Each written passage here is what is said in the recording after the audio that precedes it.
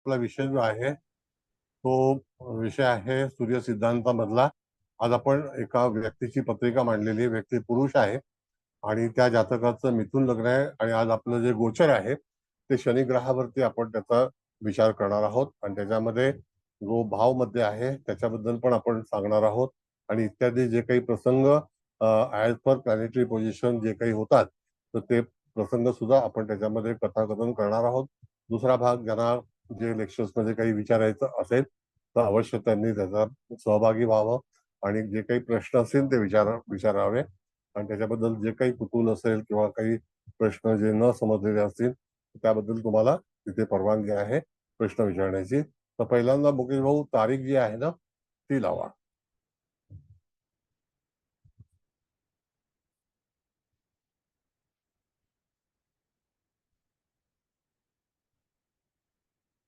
बघा तारीख जी आहे ती 26/3/1974 ची तारीख आहे. व्यक्ती पुरुष आहे. कल्याणचा जन्म आहे. सकाळी 11:41 ही जरा तारीख नोंद करून ठेवणे हा.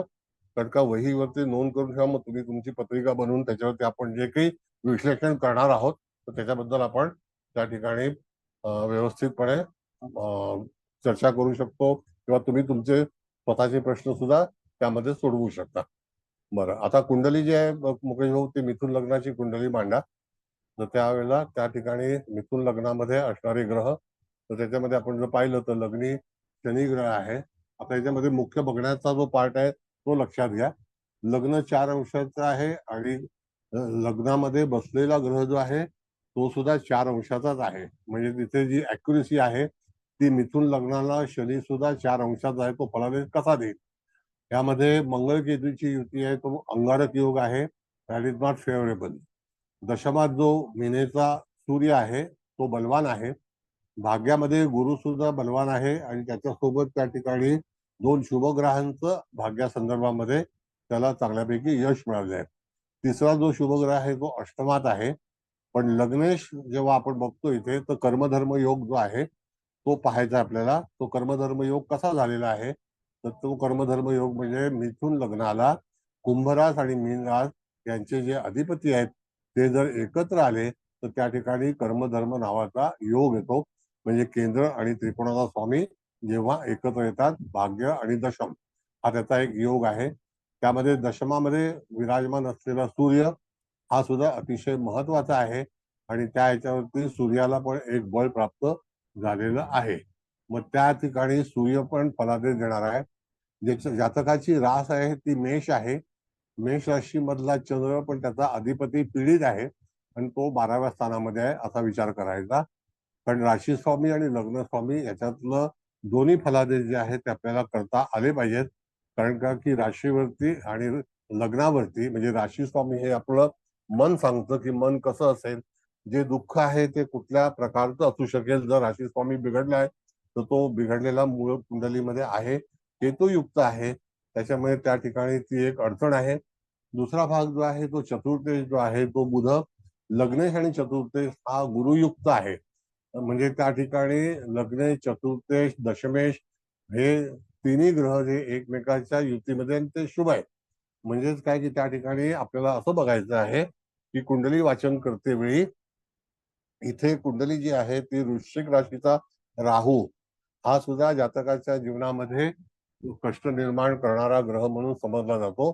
तर त्या ठिकाणी आपण कुंडली पाहते वेळी असं समजायचं की जातकाला जातकाच्या जीवनामध्ये हे जे कष्ट असतील हे कोणत्या काळामध्ये त्याला येतील. त्याचं वय हे अतिशय महत्वाचं आहे. मी नेहमी तुम्हाला सांगतो की वय अवश्य पहा. त्या वयाला अनुसरून तुम्हाला त्या ठिकाणी त्याचा विचार करणं किंवा त्याचा फलादेश देणं अत्यंत गरजेचं आहे. जर समजा तुम्हाला वयाचा याच्यातून फलादेश नाही तर वयाचं जे फलादेश पाहते वेळी त्या ठिकाणी तुम्हाला गोचर हे जे कसं असेल ते गोचर सुद्धा त्यावेळेला त्याचं वय काय असेल आणि कोणता ग्रह कुठून भ्रमण करीत असेल त्याला अनुसरून त्याला 7.5 आहे का, त्याला त्या ठिकाणी गोचर चुकीच्या स्थानातून चाललेलं आहे का. मग प्रत्येक ग्रहाचं गोचर जे आहे ते आपल्याला व्यवस्थित पाहता आलं पाहिजे आणि त्याला अनुसरून आपल्याला त्याचा फलादेश करायचा असतो. म्हणजे अशा वेळेला आता जर आपण पाहिलं तर ऋषभेला गुरु आहे पण त्या ठिकाणी ऋषभेला केतुयुक्त गुरु झालेला आहे. म्हणजे तो त्या ठिकाणी जो काही गुरु आहे तो कम्फर्टेबल नाही, तर अशा ठिकाणी गुरु ऋषभेला येऊन सुद्धा तो धर्म त्रिकोणातला गुरु दृष्टीने किंवा स्थानामध्ये चांगला फलादेश अपेक्षित करता येणार नाही. मग शनी ग्रह जो आहे तो त्या ठिकाणी भाग्यातून चाललेला आहे. गुरु बुध शुक्र हे शनीचे सम आहेत आणि गुरु सुद्धा त्याच्यातला सम आहे आणि भाग्यस्थान म्हणजे कुंभ राशीचं आहे. तर शनी त्या ठिकाणी परिवर्तन करणार आहे, म्हणजे ज्याला आपण म्हणतो की जो काही काल निर्णय आहे तर त्याच्यावरती याचं वय काय आहे याला अनुसरून त्याच्या जीवनामध्ये कलाटणी मिळेल असं आपल्याला सांगायचं आहे. म्हणजे तिथे असं समजायचं नाही की गुरुच्या राशीमधून किंवा गुरुमधून शनी चाललेला आहे, तसं नाही. तर गुरु बुध शुक्र हे शनीचे ग्रह मित्र आहेत आणि समसुद्धा आहेत, म्हणजे त्या ठिकाणी गोचर हे फेवरेबल आहे. मग त्या ठिकाणी जेव्हा मीन राशीला जेव्हा शनीचं भ्रमण होईल तर तेव्हा सूर्य हा किती अंशाचा आहे त्यावरून तुम्हाला असं कळलं पाहिजे की सूर्य हा 11 अंशाचा आहे. तर जेव्हा शनी स्पर्श 11 अंशाला करेल त्या दरम्यान, आणि आपण भावमध्ये आपण पाहणार आहोत पुढे जाऊन, तर त्या दरम्यान एखादी घटना जातकाच्या जीवनामध्ये होऊ शकते असं आपल्याला सूचित करायला आलं पाहिजे. मग शनीच्या गोचरीचा जो फलादेश आहे त्याला दृष्टी सुद्धा तुम्ही पाहता आली पाहिजे. दृष्टीवरून सुद्धा फलादेश देता येतो. आणि मुळामध्ये जेव्हा जातकाचा जन्म होतो त्यावेळेला त्याचे जे स्थानगत ग्रहांची फळं असतात ती त्याला लहानपणी पण तिथे भोगाव्यास लागतात. आणि जेव्हा तो प्रौढ होतो, युवा होतो, जेव्हा तो नॉलेजमध्ये येतो, ज्ञानी होतो, त्या दरम्यान त्याला चांगल्यापैकी ज्ञान असतं आणि त्याच्यातून घडलेल्या चुका ह्या त्याच्या समोर येऊ शकतात आणि त्यावरती पण दुःख जे आहे ते आपल्याला जातकाला व्यवस्थितपणे सविस्तर सांगता आलं पाहिजे. अशा तऱ्हेची ही कुंडलीचा भाग आहे. आता मिथुन लग्नाचा अधिपती गुरु आहे आणि गुरुची दृष्टी मिथुन लग्नावरती आहे, शनीच्या योगात आहे. आणि त्या ठिकाणी आपण बघितलं तर बुध लग्नेश हा सुद्धा गुरुयुक्त आहे. म्हणजे ज्या ठिकाणी एखाद्या गोष्टीबद्दल आपण जेव्हा विवेचन करू, फलादेश करू, त्यावेळेला तुम्हाला असं सांगता आलं पाहिजे की जातकाच्या जीवनामध्ये त्रास कोणापासून होऊ शकेल. तर जातकाचा फेवरेबल प्लॅनेट हा कुठला आहे, तर त्या ठिकाणी रवी शनी, पण रवी आणि शनी यांचा केंद्रयोग आहे. त्याकरता म्हणून त्या ठिकाणी शनीला रवीला जास्ती प्राधान्य मिळणार नाही, तर it is control bye Saturn. कारण का सूर्य ज्या ठिकाणी लग्नात असायला हवा तिथे शनी आलेला आहे. म्हणजे जातकाच्या प्रारंभी जीवनामध्ये निश्चित जातकाला अडचणी येण्याची शक्यता दर्शवली जाईल. आणि त्यातल्या त्यात रवी हा त्याच्या केंद्रयोगात असल्यामुळे तो कोण आहे, तर त्या वेळेला त्या ठिकाणी तो पराक्रमेश आहे. तर त्याच्याबद्दल भावंडांचं जे काही आपण तृतीय स्थानातून काही गोष्टी पाहिल्या जातात तर त्या संदर्भामध्ये जातकाला हानिकारक घटना या होऊ शकतात. अशा तऱ्हेचा फलादेश जो आहे तो त्या ठिकाणी कथन केला जातो. बरं, आता कुंडली काढा. आणखी इथपर्यंत आपण जे काही बोललोय त्याबद्दल कोणाला काही कळलेलं नसेल तर अवश्य विचारा. काही कळलं नसेल तर विचारा, मग आपण पुढे जाऊ. सर, भावंडांचा कारक जो मंगळ आहे तो व्ययामध्ये केतू सोबत बसला आहे, तर हो, याचे भावंडांशी संबंध चांगले राहणार नाही असं आपण म्हणू शकू? नाही, चांगले राहणार नाहीत. एक तर त्याच्यापासून तो 10वा ग्रह आहे, त्याची त्याच्या स्थानावरती दृष्टी आहे, पराक्रम स्थानावरती. आणि जे काही जे फलादेश भावंडा संदर्भात अंगारोग योग तयार होतो त्यामुळे जातकाच्या जीवनामध्ये भावंडा संदर्भातील काही आंदोलनं निश्चितच उपस्थित होतील. आणि तो राशी स्वामी सुद्धा आहे. तर जातकाचा जेव्हा राशी स्वामी मंगळ असतो आणि तो जेव्हा पीडित होतो त्यावेळेला जातकाला बऱ्याचशा यातना किंवा विवंचना जे काही दुःख आहेत ती मंगळाला अनुसरून जातकाच्या जीवनामध्ये उत्पन्न होतात. आणि तेव्हा त्याचं दुःख हे मंगळ ग्रहाशी संबंधित तिथे असतं असं त्याला आपल्याला उत्तर द्यायचं आहे. ओके सर, आलं लक्षात. थँक्यू. Yes. बोला, आणखी कोणाला काही कळलं नाही? कोणाला विचारायचं तर विचारा, काय हरकत नाही. सर, इथे अर्गलेचा विचार करायचा की नाही?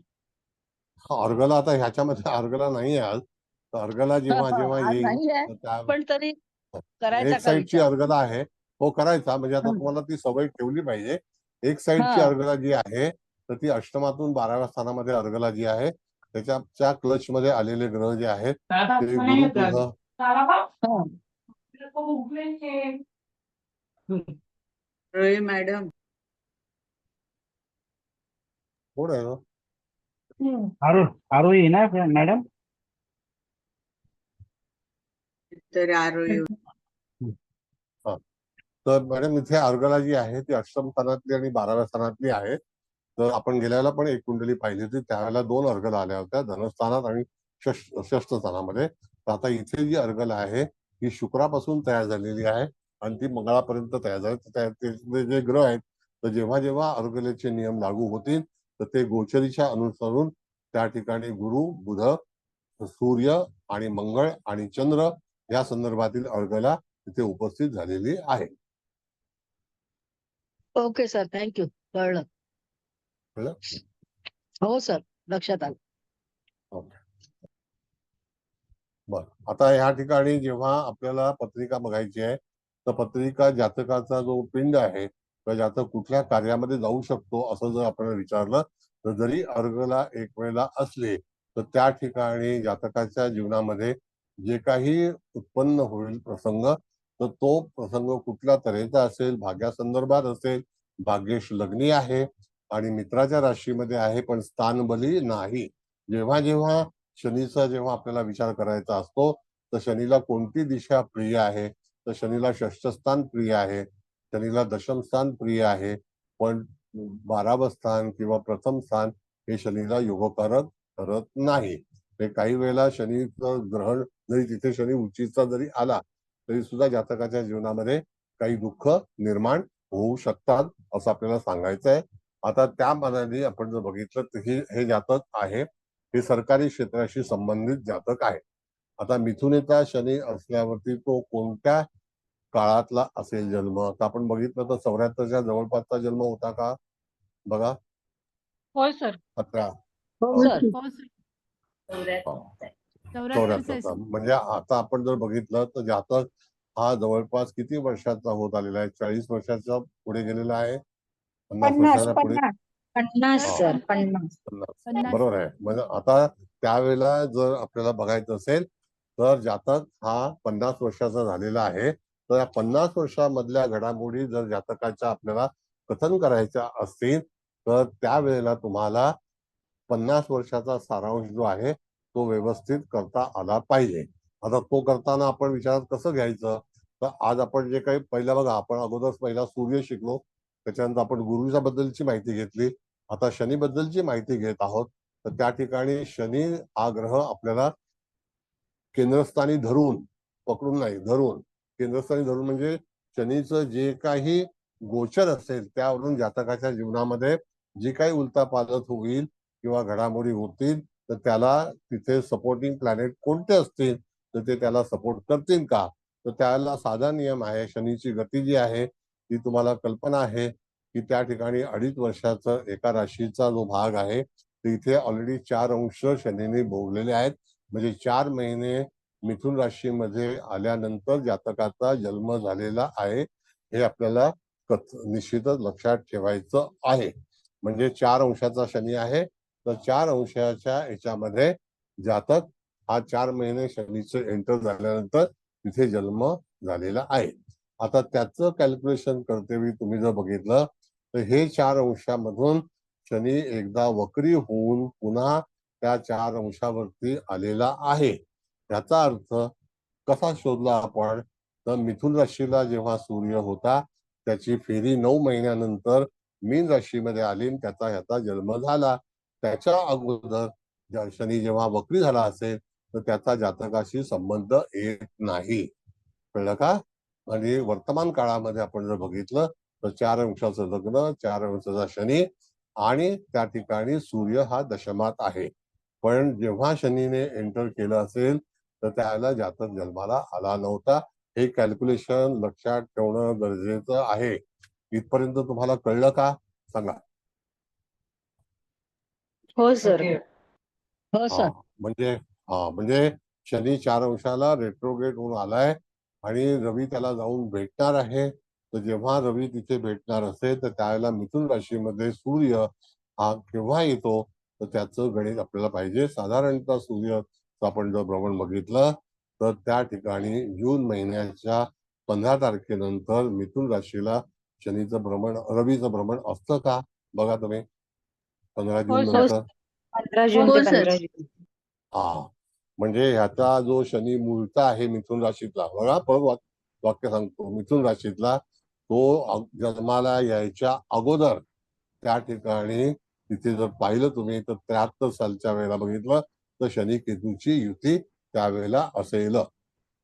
कळलं? आणि जेव्हा एखादी पत्रिका तुम्ही पाहता तर गणित शास्त्राप्रमाणे जेव्हा शनी आणि रवीचं अंतर हे केंद्रस्थानामध्ये असतं, याचा अर्थ अगोदर रवीने शनीला त्या ठिकाणी मिथुन राशीमध्ये पदार्पण केल्यानंतर शनी पुढे पुढे येऊन आता मीन राशीमध्ये जन्माच्या वेळेला विराजमान झालेला आहे, हे लक्षात ठेवणं गरजेचं आहे. जर कोणाकडे जर तिथे कॅल्क्युलेटर किंवा हे असेल एखादा फोन, तर त्या ठिकाणी तुम्ही त्याच वेळेला त्या 73 साली तुम्ही बघा तर त्या ठिकाणी शनी आणि केतूची युती आणि गुरु राहूची युती होती का? आहे का कोणाकडे फोन? हो सर, आहे. त्यात आहे का 10 जूनला 10 जूनला शनी आणि केतूची पूर्ण युती आहे आणि राहूची धनु राशीत आहे. राहू Yes. धनु राशीत आहे. आणि तेव्हा रवी सुद्धा त्या ठिकाणी आपण बघितलं तर सूर्ययुक्त केतू आहे का मॅडम? सूर्ययुक्त केतू. शुभ वृषभ राशीला केतू रवी आहे का? वृषभ राशीला रवी आहे का? 10 जून 1973. हो नाही. सर, मी आता 15 अंशावरती हो, आहे ना हो. सर 10 आहे जूनला. सर, आहे. आहे. 25 ना? अंशावरती आहे सर. हो हो. हा, म्हणजे 5 14 दिवसानंतर जूनला तो तो मिथुन राशीत गेलाय. 14 हा. जूनला तो मिथुन राशीत गेलाय. म्हणजे आधी वृषभ राशीत होता 14 बरोबर जूनच्या आहे. आधी. मग तुम्हाला जर एखाद्याने प्रश्न केला तर त्यावेळेला तुम्हाला असं बरोबर पाहता आलं पाहिजे. म्हणून मी आता तुम्हाला सुचवलं की ह्याच्या जन्माच्या अगोदर सूर्य मिथुन राशीमध्ये येऊन शनीला तिथे हे करून ओलांडून पुन्हा तो मीन राशीमध्ये आलेला आहे. याचा अर्थ शनी पुढे जाऊन पुन्हा वक्री मागे आलेला आहे. कळलं का? होय सर. बरोबर ना? होय सर.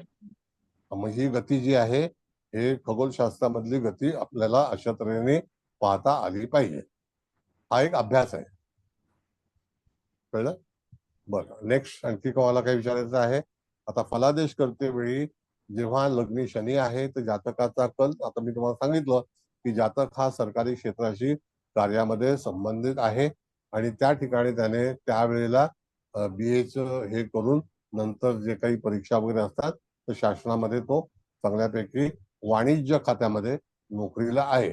आता वाणिज्य खातं कशामुळे आलं तर मिथुन राशी ही रेव्हेन्यू डिपार्टमेंटची राशी आहे. तर त्या ठिकाणी रिकव्हरी करणं, त्या ठिकाणी ज्याला आपण म्हणतो की टॅक्सेस वगैरे अशा ज्या काही गोष्टी असतात तर त्याच्यामध्ये तो कार्यरत आहे. आणि शासकीय नियम आपण जे गेल्या वेळेला शिकलो होतो तर शनी हा शासकीयचा कारक आहे. शासन रवी सुद्धा दशमात जन्माच्या वेळेला आहे. त्या ठिकाणी त्याला त्या ठिकाणी शासनामध्ये नोकरी लागली आणि ती कनिष्ठ दर्जाची होती. मग हळूहळू त्याला त्या ठिकाणी प्रमोट झालेलं आहे. कारण का प्रमोशन का मिळालं? कारण का तिथे भाग्यातला गुरु शनीवरती योग करतोय म्हणून त्याच्यामध्ये कुठल्याही तऱ्हेचा अडथळा नाही किंवा लग्नामध्ये असणारा शनी हा कुठल्याही तऱ्हेने दूषित झालेला नाही. आहे का दूषित झालेला? बघा, आहे का? नाही सर. नाहीये ना? नाही सर, उलट गुरुची म्हणजे दृष्टीवर. मग तेच गुरुच्या दृष्टीमुळे शनी तिथे सुखरूप आहे. कळलं का? मग तिथे एखाद्या व्यक्तीच्या जीवनामध्ये जे चांगलं त्याला मिळतं त्याला कारण काय असतात? तर त्याला कारण म्हणजे गुरुची लग्नावर दृष्टी आहे, तिथे शनी आहे, तो भाग्येश आहे आणि सोबत लग्नेश सुद्धा आहे. आणि लग्नेश आणि भाग्येश यांचा एकमेकाशी परस्पर अतिशय चांगला योग आहे असं आपल्याला गणित मांडता आलं पाहिजे. म्हणजे व्याख्या अशी आहे. What it? समजलं? नसेल समजलं तर सांगा.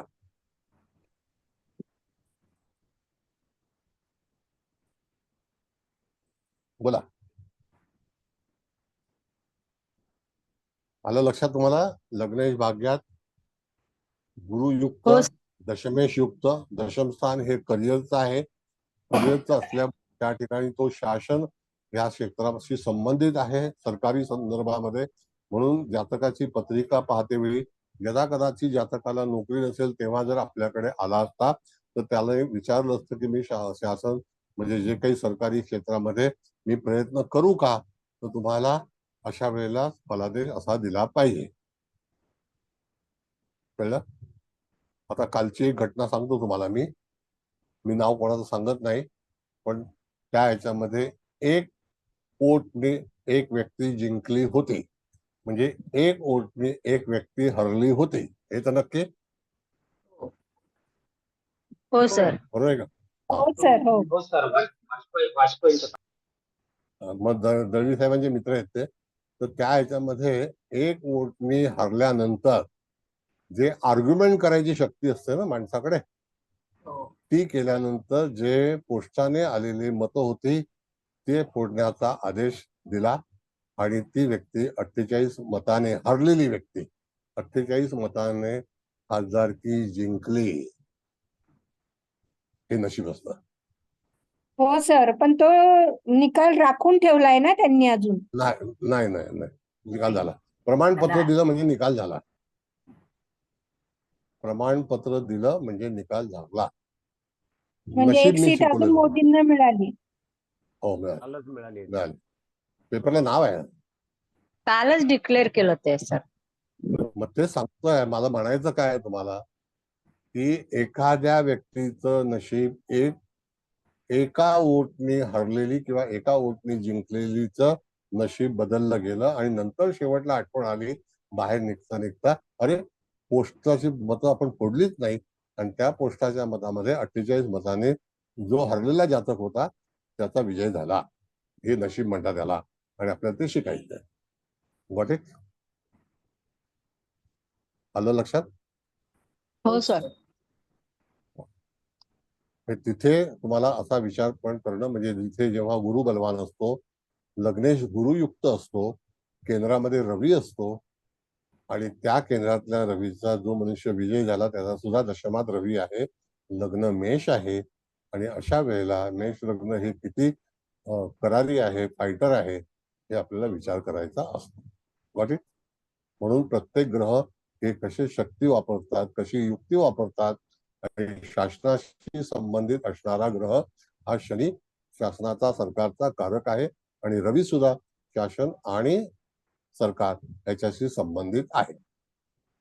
म्हणून ही पत्रिका सुद्धा अशाच परिस्थितीची आहे आणि त्याने गुरु भाग्यात असल्यामुळे जिथे जो काही नोकरी मिळाली त्याच्यानंतर तो अतिशय चांगल्यापैकी परीक्षा देऊन पुढे जाऊन आता चांगल्यापैकी अधिकारी पदावरती जिथे रेव्हेन्यू डिपार्टमेंट आहे तिथे तो महसूल खात्यामध्ये कार्यरत आहे. इथपर्यंत पत्रिका कळली. आता निगेटिव्ह पॉइंट जे आहे ते निगेटिव्ह पॉइंट काय आहेत तर मंगळ केतुयुक्त आहे, तो त्याचा राशी स्वामी आहे. मंगळ हा कष्टकरी आहे. त्या ठिकाणी मंगळ हा माणसाच्या जीवनामध्ये चंद्राच म्हणजे ज्याला आपण म्हणतो राशीचा अधिपती म्हणजे जे मन असतं आपलं त्याचा अधिपती हा कसा आहे तर तो पीडित आहे. म्हणून काही दुःख जी आहेत ती त्या जातकाच्या जीवनामध्ये उपस्थित झालेली आहेत. कळलं? तर तुम्हाला ते उत्तर शोधता आलं पाहिजे. अतिशय नाजूक बारीक तऱ्हेने तुम्ही अंदाज घेऊन पत्रिका कथन करा, हा आपल्याला प्रयत्न केला पाहिजे. नसेल लक्षात आलं तर पुन्हा विचारा, असं नुसतं हा म्हणू नका. आतापर्यंत लक्षात आलंय का सगळ्यांना व्यवस्थित? पत्रिकेमध्ये हो सर. अनेक अंदाज असतात, अनेक गोष्टी असतात, अनेक गोष्टीतून आपल्याला जावं लागतं. फक्त ग्रह मंगळ पीडित आहे किंवा राहू वृश्चिकेला आहे तर राहू वृश्चिकेला बाधित आहे एवढं नक्कीच आहे आणि वृषभेला केतू सुद्धा बाधित आहे. मग अशा वेळेला जातकाच्या जीवनामध्ये जे काही दुःख येतील तर ती राहू जिथे असतो त्या राशीचा अधिपती it is control by north node म्हणजे राहू. ते राहूच्या अखत्यारीत ती रास आहे. चंद्र हा मेषेच आहे, ही सुद्धा रास मंगळाची आहे. म्हणून कधी कधी फलादेश देते वेळी तुम्हाला भान ठेवलं पाहिजे की जातकाचा राहू हा कोणत्या राशीत आहे, तो त्या राशीचा पूर्णपणे कंट्रोलर आहे. हे वाक्य लिहून ठेवणे व्यवस्थित. नसेल कळलं तर पुन्हा पुन्हा विचारणे, कारण सगळ्यांना ताबडतोब नमस्कार सर. नमस्ते, बोला. सर, जर हा मंगळ केतुयुक्त नसता आणि समजा तो मेषेचा असता तर मग काय घडलं असतं? बघ, आता प्रत्येक राशीला, प्रत्येक ग्रहाला आपली रास आवडते. आपण सूर्य सिद्धांतामध्ये काय शिकलो आहोत मॅडम, की मंगळ हा चंद्राच्या मधून जन्माला आलेला आहे. कुठून? मेष रास, हा पर्टिक्युलर मेष रास हो. ही चंद्रापासून जन्माला आलेली आहे. त्याचा अधिपती पण मंगळ आहे, आणि तो जर चंद्र मंगळाची युती असती तर त्या ठिकाणी ज्या घटना घडतील त्या अतिशय चांगल्या असतील किंवा यशकारक असतील. कशामुळे? तर तो चंद्राच्या राशीतला मंगळ आहे. म्हणजे चंद्राच्या पासून मेष राशीचा जन्म झाला, हे आपण अगदी सुरुवातीला आपण शिकलो होतो माहिती ना, सूर्य सिद्धांतामध्ये. हो हा. हो सर. मग त्या ठिकाणी मंगळ चंद्राची युती असतं, तर एक्सेस धाडस ज्याला आपण म्हणतो, अतिरिक्त धाडस, आणि त्या धाडसामध्ये सुद्धा मनुष्य विजयी होऊ शकतो. पण इथे मंगळ केतुयुक्त आहे, म्हणून काही जे प्रश्न जे आहेत जीवनातील ते असे काही मी सांगू शकत नाही तुम्हाला, सुचवू शकत नाही. तर तिथे भावंडांचं दुःख आहे, आणि स्वतःच पण दुःख मी आहे. तेच विचारू. हो. याचा धन्यवाद गुरुच्या सर. दोन्ही राशी केंद्रामध्ये आहेत आणि गुरु कोणामध्ये आहे, तर याला लाईफ पार्टनर कडून चांगला सपोर्ट आहे असं म्हणता येईल. हो, बघा, आता सप्तमी भाग्यात आहे, लग्न हा. सप्तमी एकत्र आहेत, भाग्यस्थानामध्ये आहेत, हो, त्रिकोणात जे आहेत. त्रिकोणात आहे तेच. मग तो सपोर्ट मिळणार. आणि आता कसं आहे मॅडम, की बघा तुम्ही, जे लोक सरकारी क्षेत्राशी संबंधित असतात तर त्यांच्या कुटुंबामध्ये निश्चितच आपला जोडीदार हा प्रभावशाली आणि आनंदित असतो. हो. जर यदा कदाचित कुयोग झाले असते तर त्या ठिकाणी मंगळाची सप्तम स्थानावरती दृष्टी आहे, पण ती केतू युक्त आहे. त्याच्यामुळे जे काही आजारपण वगैरे ह्या सगळ्या गोष्टी ज्या आहेत त्या जीवनामध्ये घडलेल्या आहेत, जोडीदाराबद्दल. हो, हो, हो. तर असंही आपल्याला हे बघितलं पाहिजे. दृष्टीला आधार आहे, दृष्टी निराधार नाही, दृष्टी योग्य हो. आहे. गुरुची दृष्टी पंचमावर आहे, गुरुची पराक्रमावर दृष्टी आहे. तिथे मंगळ सुद्धा पाहतोय. म्हणजे जेव्हा जेव्हा जे जे ग्रह ज्या ज्या स्थानावरती दृष्टीने पाहतात तिथला सुद्धा अनुभव किंवा तिथला सुद्धा फलादेश जातकाच्या जीवनामध्ये उत्पन्न होतो. हे सगळं कॅल्क्युलेशन. बोला कळलं सर. बोला गुरु बोला हा जोडेकर. गुरु हा शतधारका 2 मध्ये आहे सर. म्हणजे तो खराब झालाय.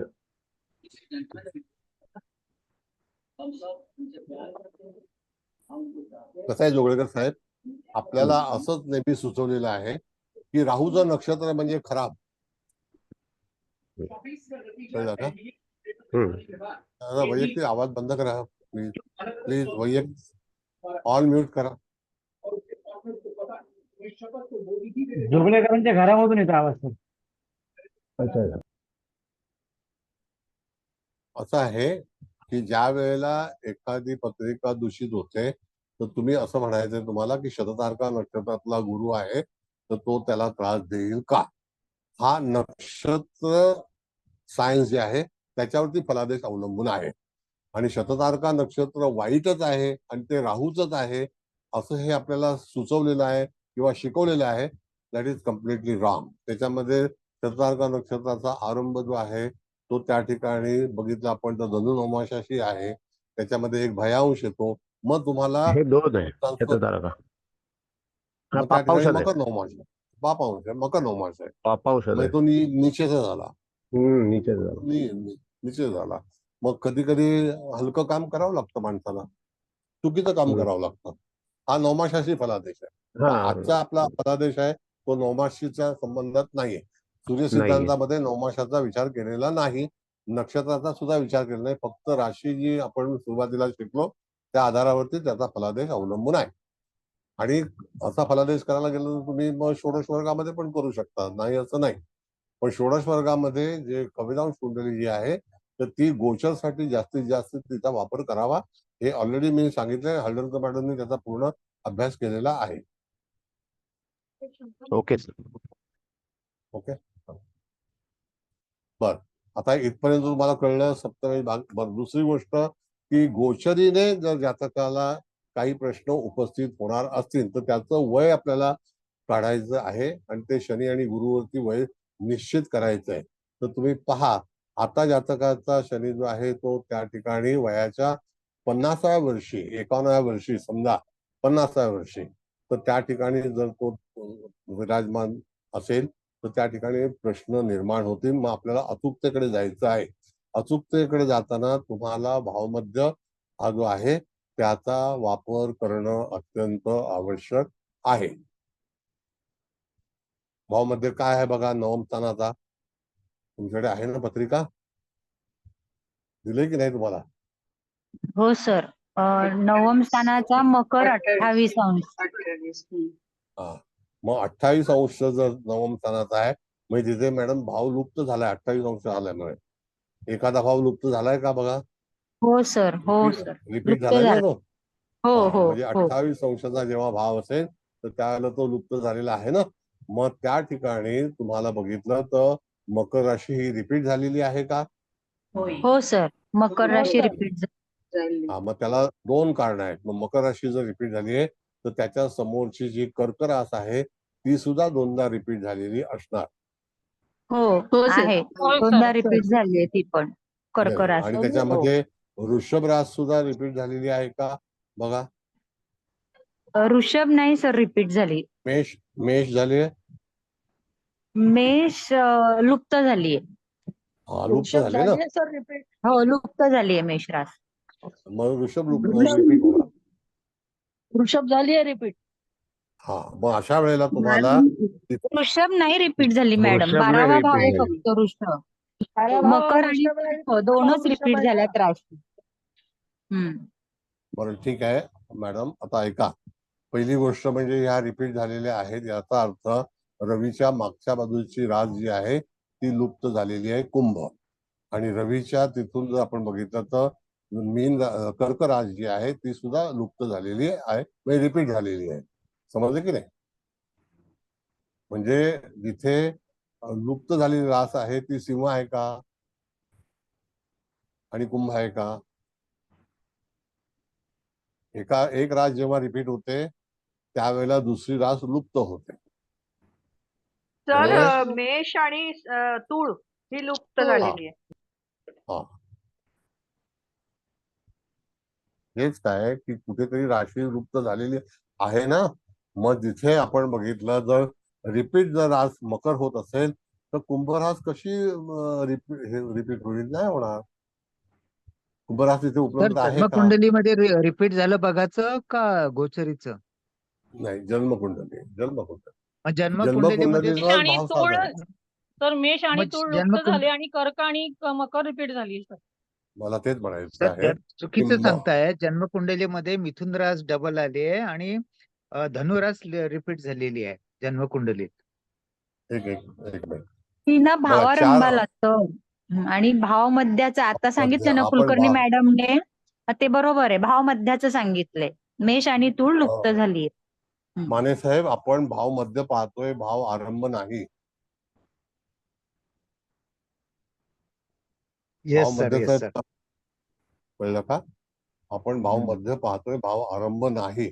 मग आता फलादेश देते वेळी तुम्हाला एखादा ग्रह जर तिथे जात असेल, त्या पर्टिक्युलर भावाला स्पर्श करत असेल तर मकर रास जेव्हा रिपीट झाले तर त्यावेळेला तिथे 2 वेळेला एखादा ग्रह तिथे स्पर्श करेल. मग तुम्हाला अष्टम स्थान पण पाहिलं पाहिजे आणि भाग्यस्थान पण पाहिलं पाहिजे. तर अष्टम स्थानाचा स्पष्ट भाव काय आहे हा बघितला पाहिजे. आणि तसाच धनस्थानाचा पण कर्क भाव काय आहे कर्क राशीचा आणि भाव मध्य काय येतो, तो 2 येतो बघा तिथे. आहे का 2? मला एक 1 अंश 21 कला येतात सर.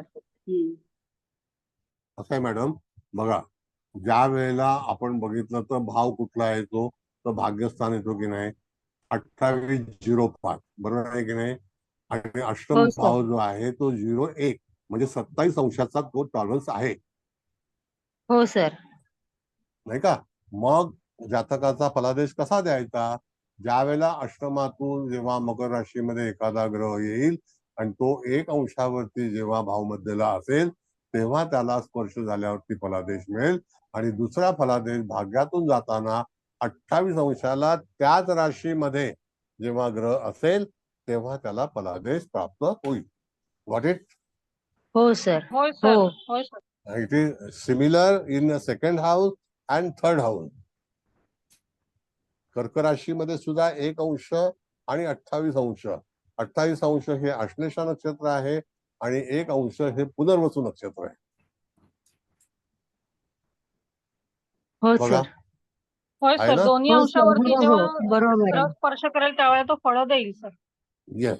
मग तुम्हाला जेव्हा जातकाला सांगायचं असेल तर तेव्हा मकर राशी आणि कर्क राशी गृहीत धरून गोचरीचा फलादेश सांगते.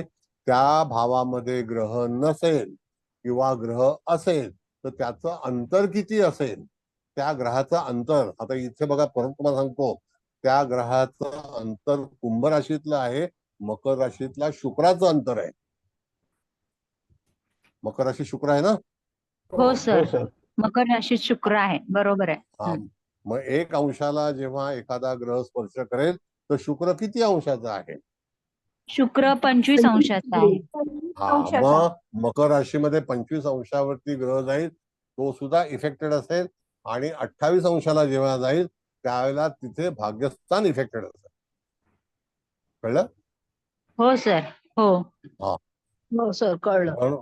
म्हणून भाव जेव्हा मध्ये आपण पकडतो त्यावेळेला तुम्हाला जर तिथे ग्रह असेल, मग आता जेव्हा तुम्हाला ग्रहाचा फलादेश द्यायचा असेल तर कुंभ राशीत असणारे ग्रह हे 2 आहेत. तिथे रास मकर आहे, पण ग्रह शनी आणि गुरु आणि बुध हे 2 ग्रह कुंभ राशीत आहेत. त्याचा सुद्धा फलादेश आपल्याला न चुकता देता आला पाहिजे. माने साहेब, you got it? Sir yes sir. Yes sir. हा बोला. माने साहेबांची ओळख करून देतो. माने साहेब आहेत ना, केपी उत्तम शिक्षक आहेत आणि त्यांचे नाशिकला क्लासेस चालू आहेत. आणि आता शास्त्रीय परीक्षेचं ते अतिशय ऍडव्हान्स फलादेश शिकवतात. आणि सरकारी क्षेत्रामध्ये आता रिटायर झालेले आहेत, चांगल्या पदावर राहून. माने साहेबांची ओळख करून दिली तुम्हाला. माने साहेब, धन्यवाद. Yes sir. Yes sir. धन्यवाद सर. नमस्कार सर. बरं, आता तुम्हाला लक्षात आलं इथे गुरुला पण फलादेश आहे, शनीला बुधाला सुद्धा फलादेश आहे, मकर राशीला पण आहे, पण तो 1 अंशावरचा आहे आणि 28 अंशाचा आहे. धनस्थानामध्ये 1 अंशाचा कर्केला फलादेश आहे आणि सेम कर्क राशीमध्ये आश्लेषा नक्षत्राचं 4थ चरण हे 28 अंशाचं आहे. तिथे सुद्धा फलादेश आहे, पण तिथे ग्रह नाही. तिथे ग्रह आहे का कर्क राशीला? बघा. नाही सर. कर्केला पण नाही आणि सिंहला पण नाहीये. मग फक्त भावमध्याचा फलादेश मिळेल आणि Yes. गोचर ग्रह जे येतील गोचरीने त्याचा एक. त्याचा इफेक्ट. हो. म्हणून तिथे पत्रिका वाचन करते वेळी जेव्हा तुम्हाला फलित कथन करायचं असतं तर फलितामध्ये 2 पार्ट आहेत. एक स्थानगत ग्रहांची फळं आणि दुसरं गोचरीच्या ग्रहांची फळं, असा 2 प्रभाग त्याच्यामध्ये आहेत. हे लक्षात ठेवणं गरजेचं आहे. सर मला एक विचारायचं आहे. बोला. आता आपण म्हणालात की मकर राशीचे भाव मकर राशी ही रिपीट झालीये. त्याचे भावमध्य 1.21 आणि 28.5. जेव्हा मकरेमध्ये एखादा ग्रह येईल तेव्हा पहिल्यांदा तो 1.5 ला जेव्हा स्पर्श करेल तेव्हा तो परिणाम देईल. येस. येस. आणि तो अष्टम स्थानाचा म्हणजे मकरेचाच परिणाम असेल. पण तो ग्रह जेव्हा पुढे जाईल तेव्हा तुम्ही बरोबर. म्हणालात की 25 अंशावर शुक्र आहे. मग Yes. तो भाग्याचा हे देईल का? हो, त्याला सुद्धा इफेक्ट होईल. त्याला सुद्धा त्या ठिकाणी इफेक्ट होणारच. ते भाग्यस्थानाला नाही, अष्टम स्थानामध्ये. पंचम. अष्टम स्थानामध्ये. हा. अष्टम स्थानामध्ये पंचमणी व्ययश आहे ना. पंचमे शनी व्ययश आहे शुक्र. कसं आहे ना, एक मिनिट. एक मिनिट, तो त्या राशीचा स्वामी आहे तसं नाहीये. इथे भाग असा आहे की त्या पर्टिक्युलर ग्रहाला ओव्हरलॅपिंग जेव्हा एखादा ग्रह करेल, मग तो हा. मंगळ करेल, शनी करेल, राहू करेल. तर राहू जेव्हा रेट्रोगेट येतो त्यावेळेला तुम्हाला त्या ठिकाणी तो कुंभेतून मकरेला येईल. तर 25 अंशावरून म्हणजे तो 0, 29, 27, 28, 26, 25 असा करून येणार. कळलं? होय होय होय हो हा. सर. मग तो राहू तिथून येणार आहे, तो कुंभेतून येईल आणि इत्यादी ग्रह जे आहेत ते धनुतून पुढे मकरेला जातील. पण मकर राशीमध्ये इथे भाव आरंभ 1 अंशाचा आहे, भाव मध्य 1 अंशाचा आहे.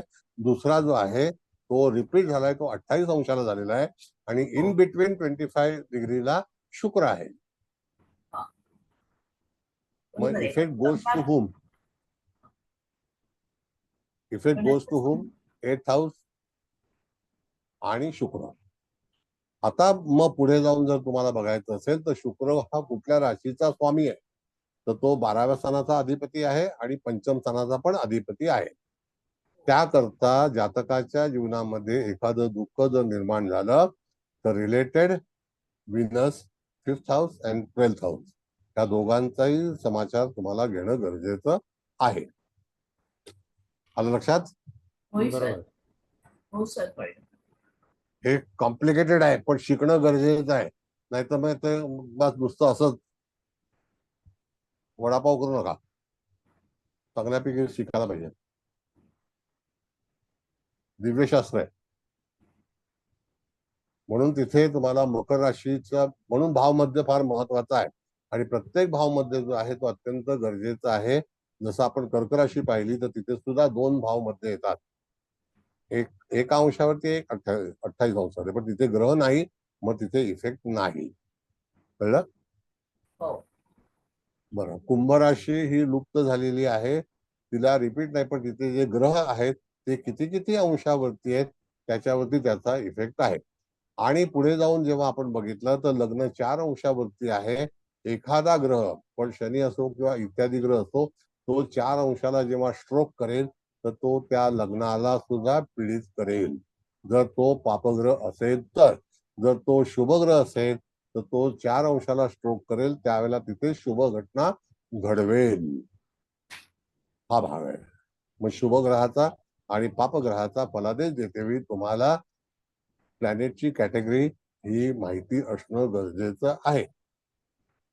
कळलं? आणि लग्न हे जे आहे हे नक्षत्राच्या वरती 4 अंशाचं आहे, तर त्या ठिकाणी 4 अंशाला नक्षत्र हे द्विपाद आहे. म्हणजे मृगशीर्ष नक्षत्राच्या याच्यामध्ये आपल्याला वृश्चिक नवमास त्या ठिकाणी येतो.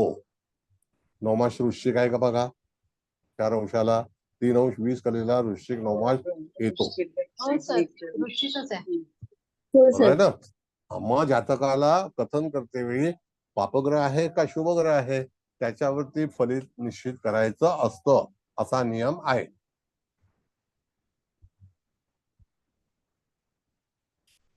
कळलं का? बी प्रॉपर. हो सर, खूप डीप आहे पण हे. नाही डीप आता मग आपण हो ना. शिकायचं काय मॅडम? तेच तर.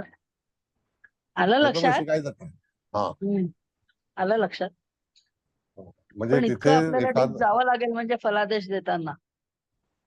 आता बघा चांगला फलादेश द्यायचा आहे, घटनाक्रम हो, सांगायचा तेच. आहे आणि एखादी गोष्ट, आता साधी गोष्ट आहे बघा, मोदी जर आले निवडून, त्यांना हिंमत आहे, त्यांची कपॅसिटी आहे, मूळ कुंडली चांगली आहे, पण वृश्चिक राशीला आता शनीच्या अखत्यारीतली आहे, कारण का शनीवरती दृष्टी आहे, शनीची दृष्टी आहे तिथे. म्हणजे त्या ठिकाणी दृष्टी आहे. कुंभेचा शनी आहे ना, तर कुंभेचा शनी आहे तो चतुर्थात आहे केंद्रामध्ये, तर त्या ठिकाणी 10वी दृष्टी आहे, तर तिथे गडबड होणार.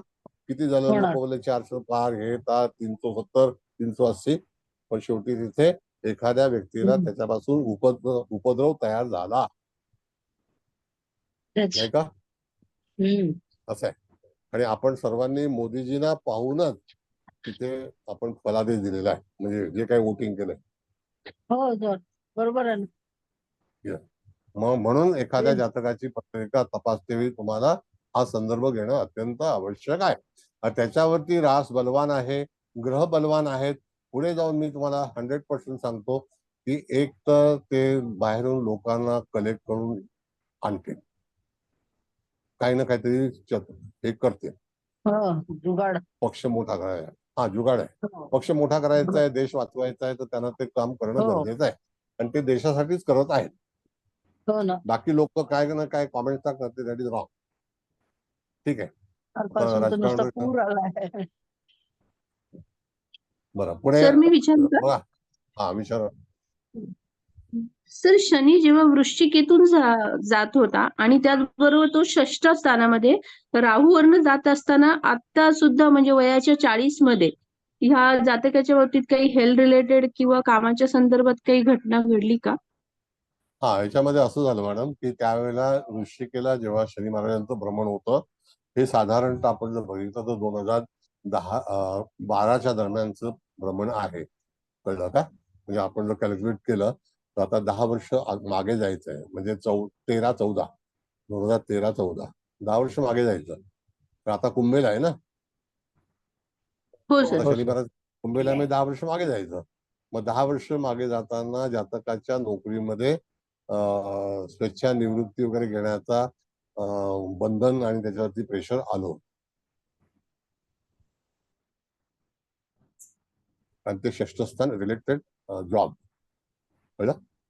तुमचा प्रश्न जो आहे, तुमची कल्पना जी आहे ती बरोबर आहे की त्याच्यामध्ये असा प्रश्न रिलेटेड 6th हाऊस निर्माण झाला होता. आणि सर तिथे स्वेच्छानिवृत्ती हा, यांनी स्वेच्छानिवृत्ती घेतली नाही.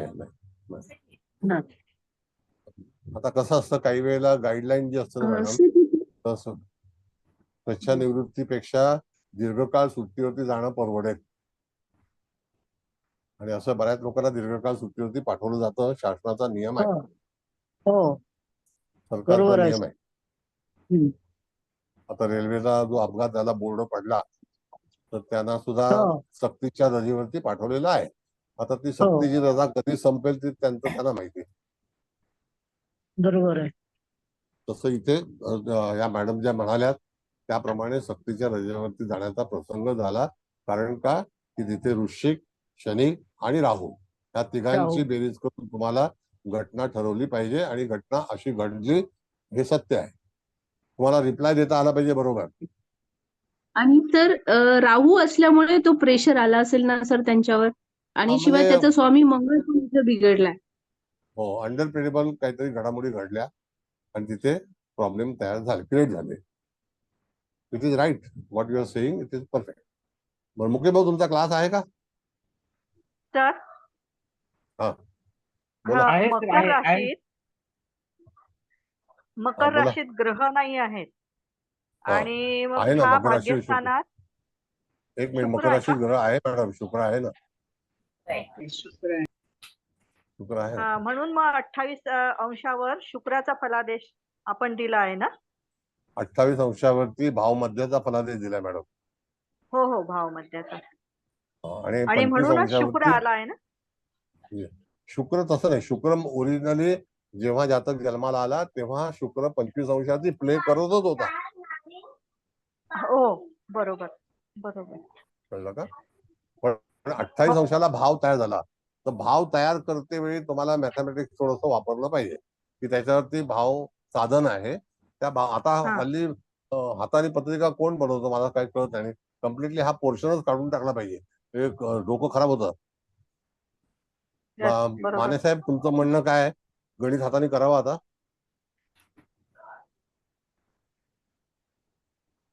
नाही सर, समजलं पाहिजे. नाही सर, कॉम्प्युटरवरच करायला पाहिजे. बरोबर. हाताने गणित करून टाइमपास काम करणं, फलादेश कमी करणं हाच भाग आहे, असं माझं मत आहे वैयक्तिक. हो, अगदी खरं आहे सर. वेस्ट ऑफ टाइम सगळ्या गोष्टी. सर तुम्ही ऍब्सोल्युटली राईट आहात. थँक्यू. माझे 5 वर्ष गेलेत तसे आणि त्याच्यानंतरचे पण खूप वर्ष गेलेत तसे. नाही, नॉलेज असणं बेटा पक्क आहे, गरज आहे. आता मी पण तुम्हाला जे काही चर्चा करतो त्याचा जे मागील भाग आहे तो नॉलेज आहे. पण तिथे सिस्टम तुम्हाला शिकवली पाहिजे. आता तिथे काय झालंय, पूर्ण शिकून नंतर गणित शिकायला येतात. म्हणजे अच्छा पूर्ण ओके शिकतात नंतर गणित उलट झालंय तिकडे सगळं. गणित येत नाही अच्छा तर लास्टला आता आपण गणित शिकायला म्हणजे अजून सटीकता येणार. म्हणजे आमच्यासारखं टाइम वेस्ट होत नाही. आता हुशार झाली. पण बेटा आता असं आहे की तुला गणित शिकण्यापेक्षा फलितावरती जास्तीत जास्त जोर दिला तर आणखी चांगलं होईल ना. सर मी तेच म्हणते ना, तुम्ही जे म्हणताय त्याला मी सपोर्टच करते की मी माझ्या टाइम वेस्ट केलेला आहे. आता मी फलितच करते सर. गुड. बरं आता इथपर्यंत भूमिका कळली का तुम्हाला? तुम्हाला कळली नाही का? सांगा. सर एक प्रश्न आहे मला. बोला. 1 डिग्री 21 मिनिट्स येस कर्क, वृश्चिक, मकर, वृषभ. सर हा ऍक्टिव्ह डिग्री आहे ना. इथे प्रत्येक प्लॅनेट आला तर टच येस करणार तर त्रास हो देणार. हो तसंच ना सर. तो जेव्हा नाही 28 आता डिग्री कर्क. त्रास देणारे. सर ऐका ना. हा बेटा 28 डिग्री कर्क, 28 डिग्री कन्या, 28 डिग्री मकर आणि 28 डिग्री मीन हे सुद्धा सर ऍक्टिव्ह झाले ना. नाही आता बाळा असं आहे ऐक बघा तिथून जेव्हा ग्रह प्ले करेल वर्तमानातला किंवा गोचरीतला त्यावेळेला ते स्थान ऍक्टिव्ह होईल. मग ते पॉझिटिव्ह और negative it's depend upon the planet position. Planet काय सांगतो. हा बरोबर आहे ना. आता सर तुम्ही सांगितलं ना गोचर ग्रह रिझल्ट देणार शुभाशुभ बरोबर. Yes. तर इथे चार जे आहेत 1 2 3 1 2 3 4 5 6 7 सर 8 पॉइंट आहेत ना. 8 हाऊस ऍक्टिव्ह झाले ना. म्हणजे एखादा ग्रह कनेक्ट झाला 1 डिग्रीच्या जवळपास मग तो सूर्य असो गुरु असो किंवा इत्यादी ग्रह असो तर हे 8 house at a time connect होतील ना सर. आणि ती नाही पर्टिक्युलर डिग्री नाही नाही नाही नाही वन मिनिट हा सर. असं आहे बेटा की त्या ठिकाणी चारच हाऊस ऍक्टिव्हेट होतात ना सर. 8 नाही होत ग्रहाचा ऍक्टिव्हेट. 4च होतात. नाही ऐका, मॅडम total कसं आहे 1 मॅडम? डिग्रीचे 4 हाऊस आहेत आणि 28 डिग्रीचे 4 हाऊस आहेत. तर कुठलाही प्लॅनेट 1 डिग्रीवरती गेला तर 4 हाऊस ऍक्टिव्ह पण- करेल. 28 डिग्रीवरती गेला तर 4 हाऊस. पण ते ना डिग्री हा. सर ती जवळपास आहे ना. बरोबर आहे बेटा पण ह्या ठिकाणी ऍक्टिव्हेट 12 स्थाने आहेत. 12 स्थानामध्ये 4 स्थानं रिपीट झालेली आहेत. 8 स्थानं रिपीट झालेली नाही. ती त्या अंशावरती आहेत पण zodiac is different. Got it. Zodiac हा वेगळ्या आहेत हा त्या. हा हा हा हा हा. झोडॅक वेगळ्या आहेत. फक्त त्या ह्याच्यामध्ये कर्क रास जी आहे ती अगेन अँड अगेन झाली. मकर रास सुद्धा अगेन अँड अगेन झाले. पण कुंभ राशीला तसं नाही झालेलं. मिथुनीला तसं झालेलं नाही. तुळेला नाही झालेलं. पण त्या राशी ज्या आहेत त्या राशींमध्ये जी डिग्री 28 झाले तर पर्टिक्युलर त्या राशीतून एखादा ग्रह भ्रमण होत असेल तर त्या ठिकाणी जातकाला त्रास होईल. पण नाडीमध्ये आपण जेव्हा शिकलो तर नाडीमध्ये आपण पर्टिक्युलर तत्वामध्ये एखादा ग्रह जात असेल तर अकॉर्डिंग टू तत्व there is no degree at all. Only the overlapping of the planet. Is it? Is it? Sir इथे 28 डिग्री आणि 2 प्लॅनेट येतात. एक राहू येतो 29 डिग्री आणि 25 डिग्रीच्या जवळपास शुक्र आहे. तर हे 4 हाऊस झाले आणि हे 2 प्लॅनेट झाले. असंच सर कनेक्ट होणार ना. बरोबर ना? बरं असं बघ आता सूर्य सिद्धांतामध्ये नियम जे आहेत ना ते तुम्हाला एक भावमध्य सांगतं. दुसरा त्या भावमध्यमध्ये असणारा ग्रह सांगतो. बरोबर. आणि तिसरं भावमध्याचा ग्रह यदा कदाचित तो पुढे जाऊन 20 अंशाला पण होऊ शकतो. 10 अंशाचा आरंभ असेल तर इन बिटवीन 20 डिग्री तिथे ग्रह एखादा प्ले करतो. मग आपण त्याच्यावरच भावचलित काढतो ना. हा हा हा हा. आपण भावचलित काढतो ते पुढचा भाव जातो म्हणून तिथे काढतो ना. हो बरोबर आहे. आता एक सिंपल सांगतो मी की एखादा आरंभ आता इथे 4 अंशाचा आहे. बरोबर आहे की नाही. 15 आणि 4 19. मग 19च्या पलीकडचे ग्रह हे भावचलितात जाणार की नाही. हा हा सर. 19च्या नाही का? पलीकडचे ग्रह भाव हा भावचलित मध्ये जाणार. 4 अंशाचा भाव आहे ना. हा हा हा सर हा सर हा सर. येस 4 5 19 बरोबर बरोबर बरोबर सर. Exact right. थँक्यू. माझ्याकडे गणित एकदम सोपं सोयीस्कर आहे. मी ते कॉम्प्लिकेटेड गणित कधी शिकवलं नाही आणि शिकवणार पण नाही. आणि आम्ही जे गणित शिकलेलो आहोत ते जो गोल असतो पृथ्वीचा त्याच्यावरती गणित शिकलेलो आहोत. नाही सर, काय आम्हाला काय सांगितलेलं तेव्हा की ही जी 4 डिग्री आहे ती कनेक्ट झालेली आहे, ठीक आहे. तर ही ऍक्टिव्ह डिग्री आहे, म्हणजे 28 डिग्रीचे प्लॅनेट आणि 1 डिग्रीचे प्लॅनेट, इथे कुठलाही प्लॅनेट आला तर तुम्हाला तो रिझल्ट देणार. भाव मध्यावर आलेला प्लॅनेट सुद्धा रिझल्ट देणार. कशा पद्धतीने रिझल्ट देणार हे तुम्ही शिकवताय सर. आणि जास्त क्लिअरिटी भेटते मला इथे. मला फक्त आज हा जो इथे ना पर्टिक्युलर जे ग्रह आहेत 1 डिग्री, 28 डिग्री, 4 डिग्री आणि 25 डिग्री, इथे सर मॅक्झिमम सगळं म्हणजे ग्रह आहेत किंवा भाव आहेत, तर एखादा ग्रह निघालाय फक्त. तर हे इथे जेव्हा पास ऑन होणार गोचर, तेव्हा तो इफेक्ट होणारच ना. म्हणून सर ते हे होणार, मी सक्तीची कुठं नाही सजा म्हणतो, आणि होणार ना. त्रास आणि तो रेग्युलर आणि लॉंग टर्म सर त्रास आहे ना. ओके. हो बेटा, असं आहे बघ, आता 4 डिग्रीचं लग्न आहे, 4 डिग्रीचा शनी आहे. मग जातकाच्या मिथुन लग्नामध्ये एखादा ग्रह निगेटिव्ह जेव्हा प्रवेश करेल, एनी काइंड ऑफ प्लॅनेट, मग तो मंगळ असू शकतो, राहू असू शकतो. राहू कमिंग आहे, नॉट गोईंग. तो ऋषभेत कर्केतून मिथुनेत येईल ना. तर त्यावेळेला जर समजा मंगळासारखा ग्रह जर 4 डिग्रीला शनीवरून जाणार असेल आणि लग्नाहून जाणार असेल, तर निश्चितच मंगळाचा गती काय आहे, तर एक साधारणतः 36 तासाची गती एका अंशासाठी आहे. 36 hours. I am talking in hours, not in हा डेज. सर, 45 दिवस एक राशी घेणार तर तेवढंच येणार सर, मध्यम गती. मग तशा गतीने तो जाणार. मग त्याला रवीची पोझिशन काय असेल त्याच्यावरती त्याचं वक्री आणि मार्गी किंवा अतिचारी किंवा गती ठरली जाते.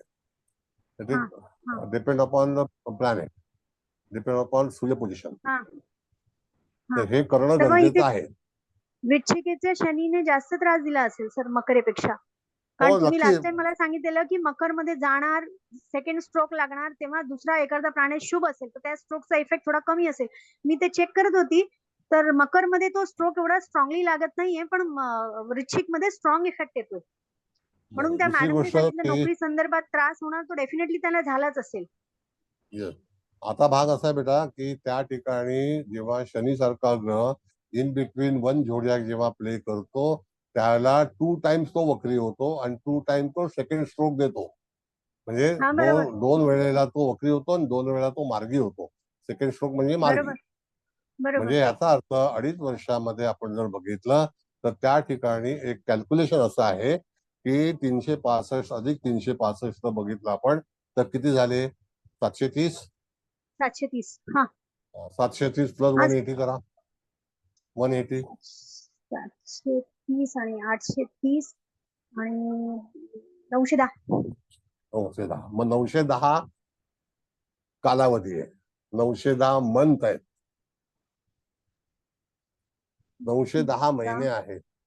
ओके. म्हणजे एका अंशाला 1 महिना आहे की नाही? बरोबर. मग तसा तो प्ले, त्याचा प्ले तसा आहे.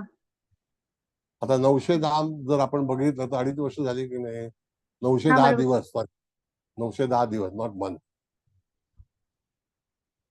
36 महिने, 24 आणि 18, 24 आणि 6, 30 महिने, 910 दिवस आहे ना. मग 910चा तुम्हाला जर प्रयोग करायचा असेल तर तुम्हाला कलेमध्ये जायचं असतं, कलेमध्ये जायचं असतं, अंशामध्ये नाही. सर आणखी एक माझं जे ऑब्झर्वेशन आहे इथे या पत्रिकेत ते असं आहे, कर्केचं 28 डिग्री, कन्याची 28 डिग्री, मकरचा 28 डिग्री, मीन 28 डिग्री आणि कुंभ 24 डिग्री. सर तुम्ही जसं म्हणलेलं की 20 डिग्रीच्या नंतर किंवा 22 डिग्रीच्या नंतर शनी हा वक्री होतो, तर हे जे राशी आहेत कर्क, कन्या, मकर, कुंभ, मीन, इथे डबल स्ट्रोक जाणार ना सर? हो, सगळ्या ठिकाणी डबल स्ट्रोक होणार, पण त्याला प्लॅनेट मिळाला पाहिजे. ग्रह कधी इफेक्टेड होतो? जर त्याला अडथळा निर्माण झाला तर. If there is no planet तर only house will be affected. Sir त्याच्यामध्ये Got पण it? मंगळ आणि राहू सारखा प्लॅनेट कनेक्ट मध्ये झाला ना तर निगेटिव्ह इफेक्ट भेटतोय सर. मी तुम्ही जे शिकवताय त्याच्यावरून मी ऑब्झर्वेशन करते आणि मी पत्रिका पाहिल्या. बेटा पण आता ह्या पत्रिकेशी डिस्कशन मध्ये if there is no planet then only you have हा टू हा discuss about the house, not the बरोबर प्लॅनेट. बरोबर बरोबर बरोबर बरोबर बरोबर. Thank you sir. Thank you. Anybody else?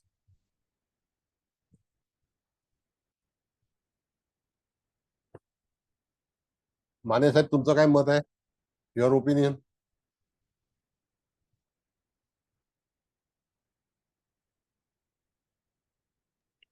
Sir खरं सांगायचं म्हणजे हा सिद्धांत मला नवीन आहे. पारंपरिक मध्ये काहीच शिकलो नाही मी. नाही पण यू आर त्याच्यामुळे गेटिंग मला अ हे लॉट. डोक्यावरून जात आहे. But I will try to understand. बरोबर आहे पण what it is after all logic no. नाही ते बरोबर. It is logic no. Sir सूर्य बरोबर आहे. सिद्धांत कोणीही शिकवत नाही. हा तेच म्हणतो सर. सूर्य सिद्धांत आता कोणीही तुमचं शिकवत नाही. पहिल्यापासून मला अजूनही लेक्चर कोणी झालं. शिकवलं नाही.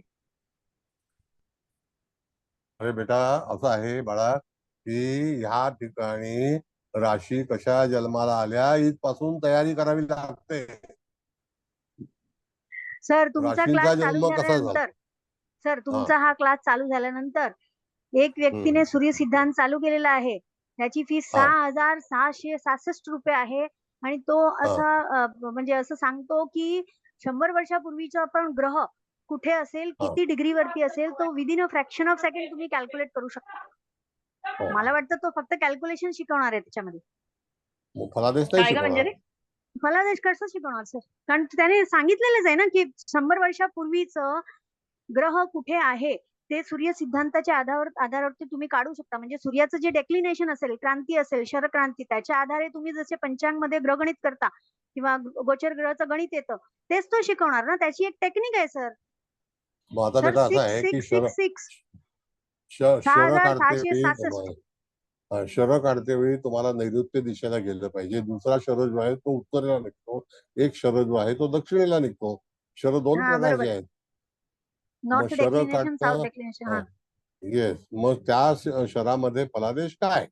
फलादेश लिखित सर नाहीये. ऐक सर मी ते शर काढण्याचं गणित सुद्धा शिकलेली आहे पण फलादेश कोणालाच नाही येत. फलादेश आम्ही करतो शराचा. जेव्हा तुम्ही शर काढून येता ना तर त्यावेळेला तो दक्षिणेचा शर आहे का उत्तरेचा शर आहे म्हणजे उत्तर पश्चिमेचा कळलं का? सर आता उत्तर तुम्ही कॅल्क्युलेशन भाग सांगितलं म्हणून मी सांगितलं प्रत्येक ग्रह के डेक्लिनेशन को फाइंड आउट करो. त्याची परीक्षा आणि प्रत्येक ग्रहाचं डेक्लिनेशन फाइंड आउट करून at the end of the day की 2 ग्रहांचा डेक्लिनेशन जर सेम आहे तर ते युती योगामध्ये फल देतील. सर एवढं शिकवलंय हा. आणि जर आता 100 डेक्लिनेशन वर्षा ऑपोजिट आहे तर ते प्रतियोगामध्ये इफेक्ट करतील. if you want to find out the 100 before 100 what happened तर ते तुम्ही सुद्धा शोधू शकता. It's a system and that is by mathematics आणि verbally. सर याचा अर्थ मला सूर्य सिद्धांत पहिल्यापासून शिकायला पाहिजे होतं का? मी एकदम लेट जॉईन झालो म्हणजे. सूर्य सिद्धांत मी आता किती वर्षांनी शिकवते? 2013 साली शिकवलं होतं मी. आणि तेव्हा तर काय आपलं म्हणजे मला माहित पण नव्हतं. नाही बरोबर आहे. आम्ही 2013 जेमिनी तर 2001 साली शिकवलो. 2003 साली शिकवलो जेमिनी. त्यानंतर परत शिकवलं आता. 20 years gap. तुम्ही जे भावमध्ये आणि ते लुप्त सांगितलं ना ते मला म्हणजे फारच डोक्यावरून गेलं आज. तर बहुतेक मला पहिल्यापासून शिकावं लागेल केव्हा तरी. ठीक आहे हरकत नाही. परत या मग चालू करून ठेवा. बरं आता असं आहे मुकेश भाऊंना क्लास द्यायचा आहे. कोणाला काही तक्रारी असतील तर सांगा म्हणजे I have to repeat or I have to correct it. Sir तुम्ही जे आता सांगितलं की 15 डिग्री प्लस 4 बरोबर म्हणजे 19 डिग्री भाव चलित मध्ये जाणार. तर म्हणजे 19 डिग्री पासून भाव चलित चालू होणार का? जर तो ग्रह 15 अंशाच्या 19 अंशाच्या पुढे असेल तर इफ इट इज बिफोर मग नाही होणार. हो बर अगोदर असेल तर होणार नाही. हो हो बरोबर आलं लक्षात. ठीक थँक्यू. थँक्यू. बर नेक्स्ट आणखी कोणाला? मुकेश भाऊंना क्लास द्यायचा मला. सर सर एक बोला रिक्वेस्ट बोला. आहे हा येस सर ते बेटा. कॅल्क्युलेशन तुम्ही एकदा तरी व्हर्बली शिकवा हा कुठलं शर?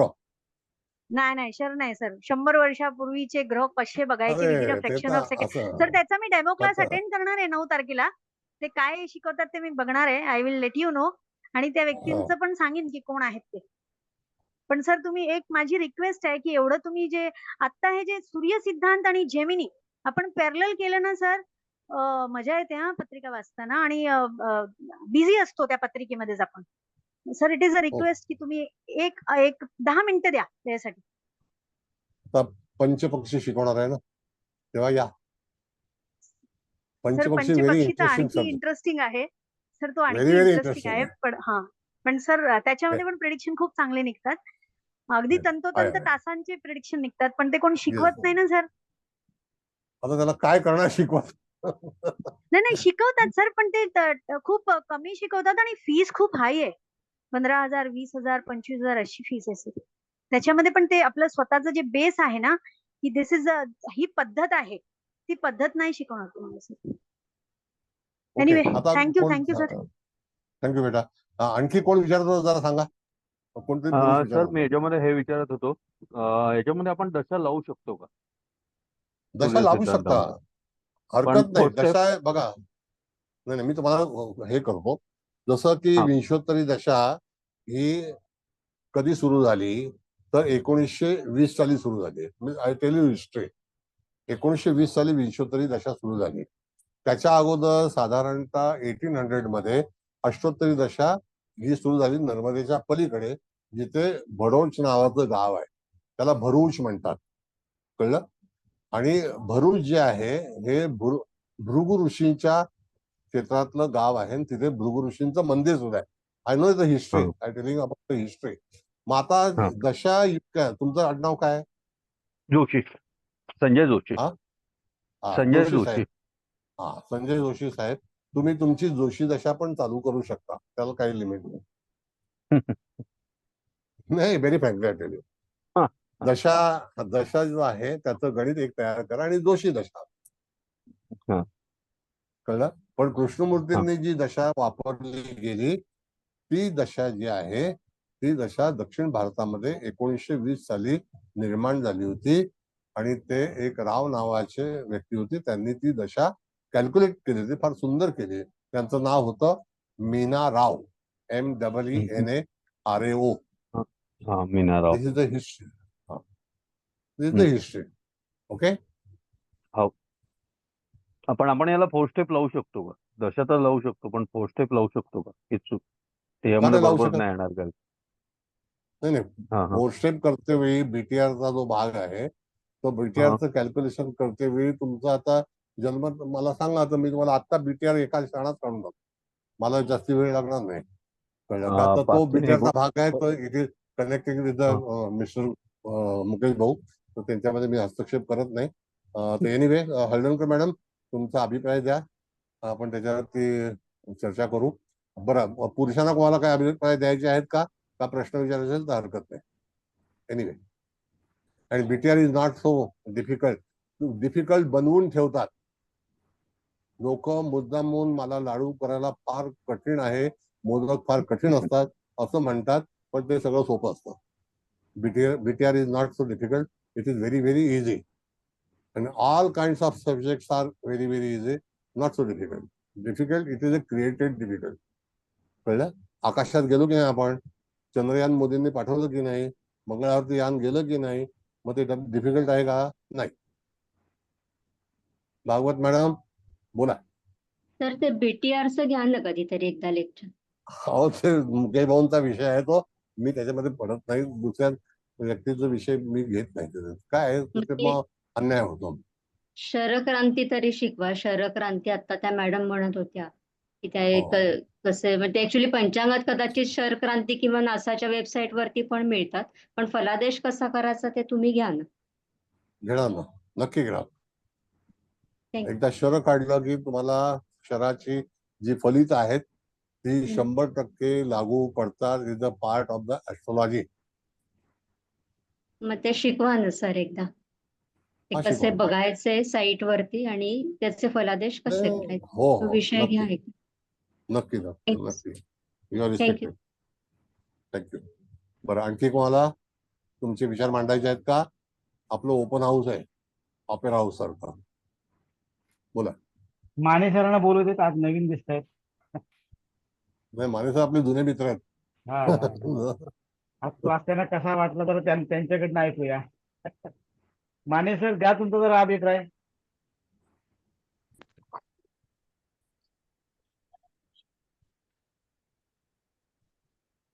कुठे गेले माने?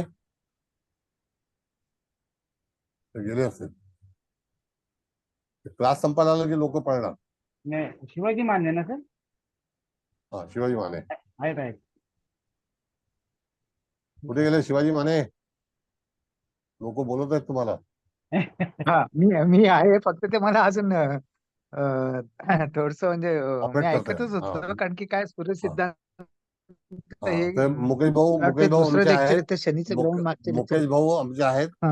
तर ते केपी मास्टर आहेत, बीटीआर मास्टर आहेत. तुम्ही जरा तुमचं आजचा क्लासच्या बद्दलचा अभिप्राय सांगा, असा त्यांचा आग्रह आहे, मनोगत आहे. तुम्हाला कसा वाटला आजचा क्लास? मला का मुकेश नाही, क्लास तर मला आवडला आज, कारण देवारे सरांचं मी 2021 पासून स्टुडंट आहे. विशेषतः सरांना माहिती आहे कोणत्या कॉन्टॅक्ट मध्ये आम्ही एकत्र आलो होतो. तर नंतर फॉलोअर हे पण सरांना माझ्या एका युट्यूबला सर त्याच आहे, आणि आता म्हणजे पारंपरिकचं थोडस वाढवण्याचा पण अभ्यास चालू आहे. पण जे आपण टेक्स्टबुक आम्ही वाचतो आणि सर जे शिकवतो सूर्य सिद्धांत, याच्यामध्ये जमीन आसमानचा फरक आहे.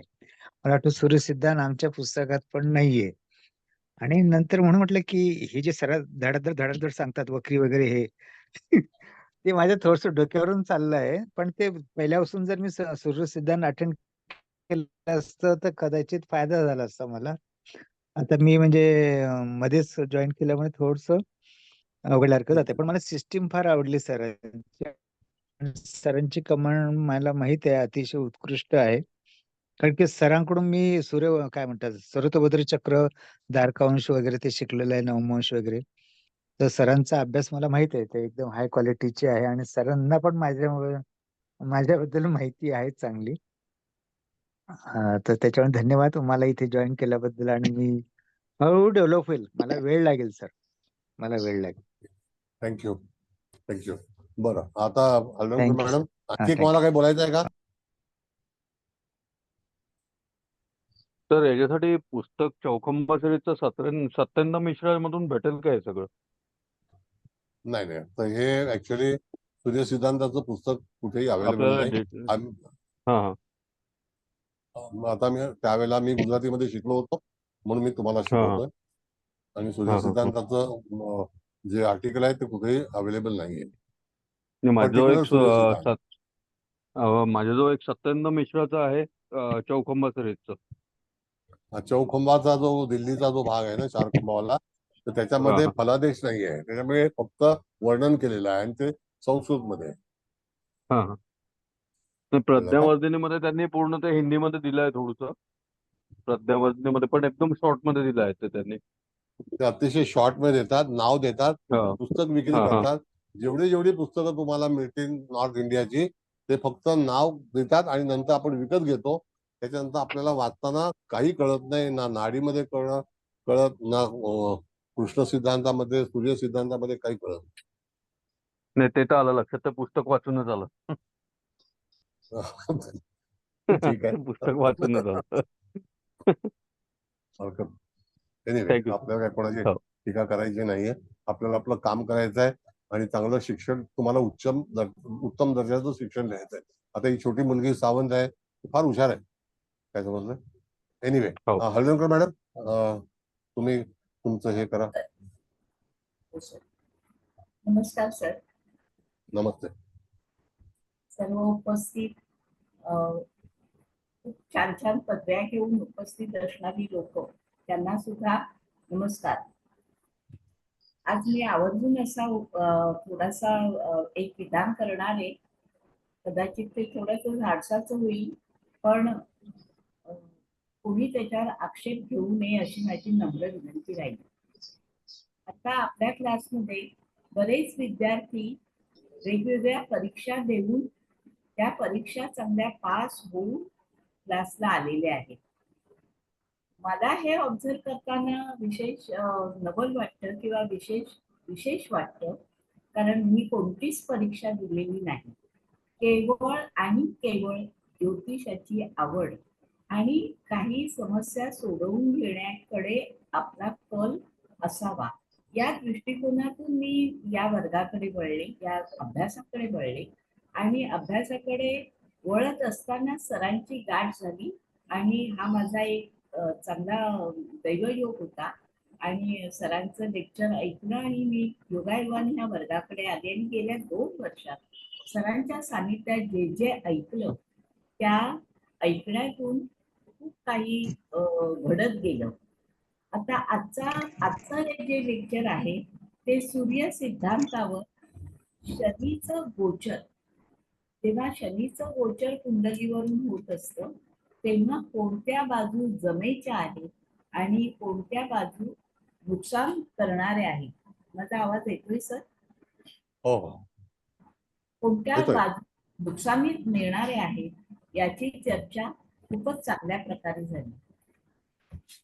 आवर्जून उल्लेख करण्यासारखं म्हणजे शनी हा लग्नस्थानी बसलेला आहे आणि भाग्यस्थानी गुरु बसलेला आहे.